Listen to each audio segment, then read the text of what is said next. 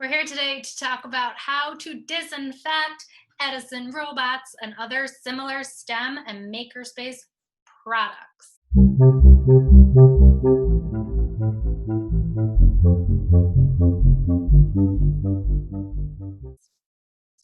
Keeping our teachers, students, and school communities safe and healthy during COVID-19 and into the future is so important.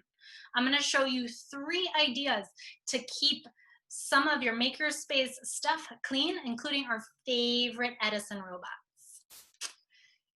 So, a little disclaimer, none of these methods have been approved by the CDC, and I'm not a medical professional. These are just some tips and tricks I have used with my makerspace tools in my classroom. So, tip number 1, wiping down hard, non-porous, non-electronic surfaces. Now, this is something that you can ask students to do. I'm pretty sure many of them are familiar with it, with stuff like this by now already.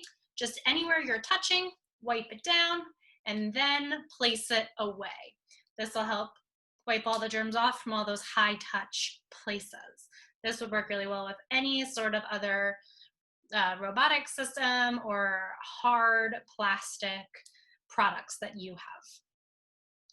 Tip number 2, getting into those grooves and those tiny spots. So our Edison robot has, when you pull off the wheels, they have these tiny little Lego-like holes because you can connect Legos to them. What I recommend doing is getting a cup of disinfectant cleaner that your school approves of, dipping a Q-tip in it, making sure it's not super drippy, and going into those holes nice and lightly to get all the germs out of there.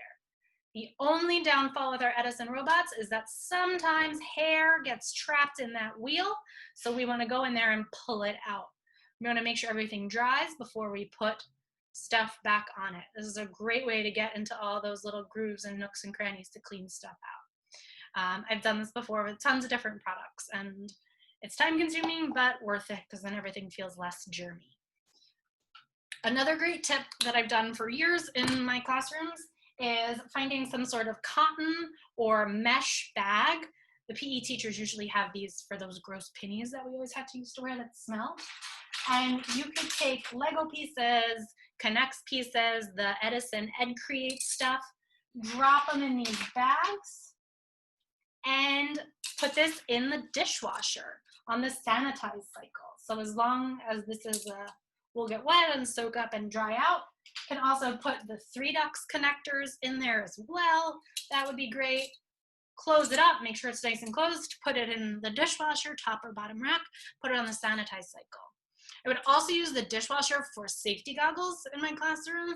Every week or so, I'd put all the safety goggles in the dishwasher, put it on a sanitize cycle, and clean all of the safety goggles.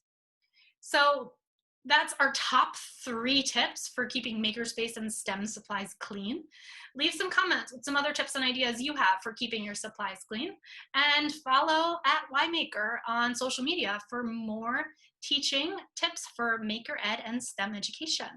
This is Liz Gallo, and I will talk to you soon. Bye.